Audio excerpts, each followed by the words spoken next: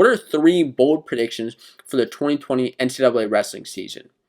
I'm going to run through this list over my bold predictions. First up, and please leave your predictions in the comments. I want to know what you have to say about this upcoming season. Make something bold. Make something that when you look back and you made that prediction, everybody's going to be like, wow, I can't believe that you made that you were the guy who called that you made that prediction. So the first prediction, all 10 Iowa wrestlers will not only make the national tournament, but they will earn All-American status. All 10 guys. Now, right now, as it stands, there are 7 Iowa wrestlers ranked in placings that are considered All-American. Of course, that's 1 through 8. So Iowa has 7 guys ranked top 8 in the country. Those guys are Spencer Lee, Austin DeSanto, who's now moved up. He's actually number 2 right now because of a couple of the Olympic red shirts. Max Murin, Pat Lugo, Caleb Young, Alex Marinelli, Michael Kemmerer. Those are all guys from 125 all the way up to 174 are ranked 1 through 8. Actually, Murin's number 9, excuse me. However, they have all these guys in place. So, Jacob Warner's another guy at 197 who's number 7. Now, the couple guys who are not in All-American status, not all, top 8, are Max Murin, who's number 9, Cash Wilkie, number 11, and Anthony Cassiope, who is also number 11 at 285. Now, there have been teams that have had 10 All-Americans in the past, such as national champions from Minnesota, and that was in 2001 that there were 10 All-Americans.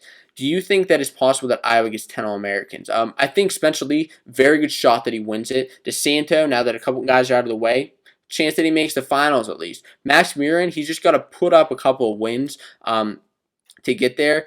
To get to that status, and I think it's possible. I think a couple of these guys where Iowa has in the past couple of years kind of failed off at the national tournament, a couple of guys just didn't necessarily show where they deserved to be, with a couple of tight losses at the tournament, and then we're going to have to see Wilkie and Cassiope just win a couple of matches. I think Cassiope, of course, is a big headline this season. A lot of guys want to see how the heavyweight does, and I think it's very possible that he does very, very well.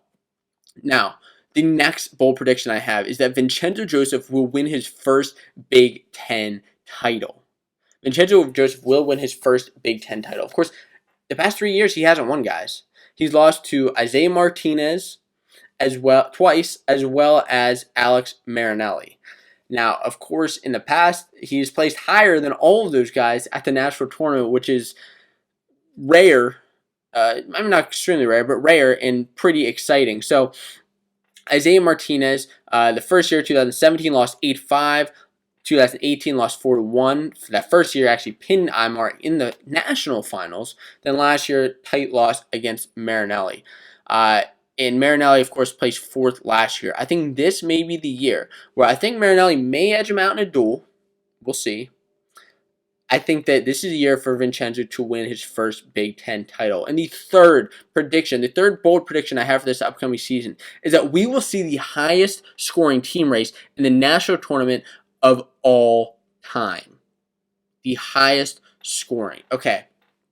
So, in 1997, that was the highest scoring team that had over 170 points in Iowa with Dan Gable. And by highest scoring, right now I'm going to talk about the top 2 teams. Okay, so as far as the top 2 teams, could we see the top 2 teams break the all-time scoring record?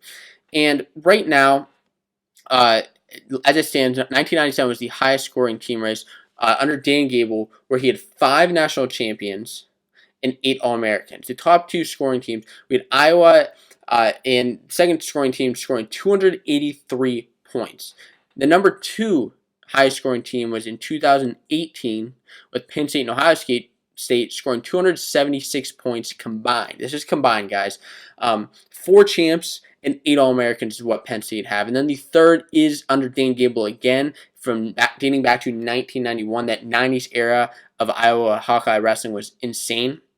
And those 2 high-scoring teams scored 265 5.75 points with 2 champs and 9 All-Americans out of Iowa. Now, what's an interesting stat is that Penn State or Iowa has been in the top 2 of every top 10 scoring years, besides there was 1 year that they weren't in it, and I believe it was Oklahoma State and maybe Minnesota. But this year, why do I think that we could have the highest scoring team rates of all time? Well, not only do we have Ohio State, but we also have Penn State and Iowa, who have some massive hitters. Right now, Iowa in the preseason has 10 guys ranked in the top 11 and 7 guys in the top 8. So we could see a lot of points scored on the board. Now, of course, all these guys are going to have to get some bonus points. Lee, DeSanto, Murin, Young, Marinelli, Kemmer, Cassiope. We got to see all these guys place high. And along with that, we'll see. I think that one of these teams are going to win, Penn State, Ohio State, or Iowa. Just my prediction. And then Penn State, they have 8 guys ranked in the top 6. 8 in the top 6. 8 ranked in All-American placings. They have 3 number ones right now with a possibility, it's very early, of 5 finalists. Just, again, my bold prediction.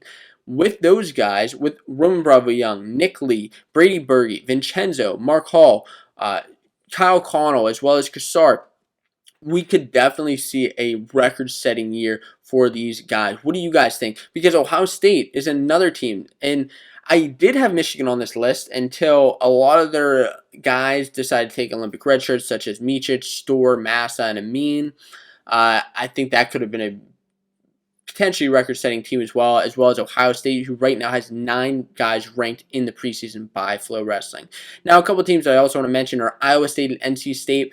I think that a combination of all these guys, all these teams coming in here, we could see a record-setting year, possibly breaking 300 points. That's 150 points each for the top 2 teams. 300 points for the top 2 teams. What do you think?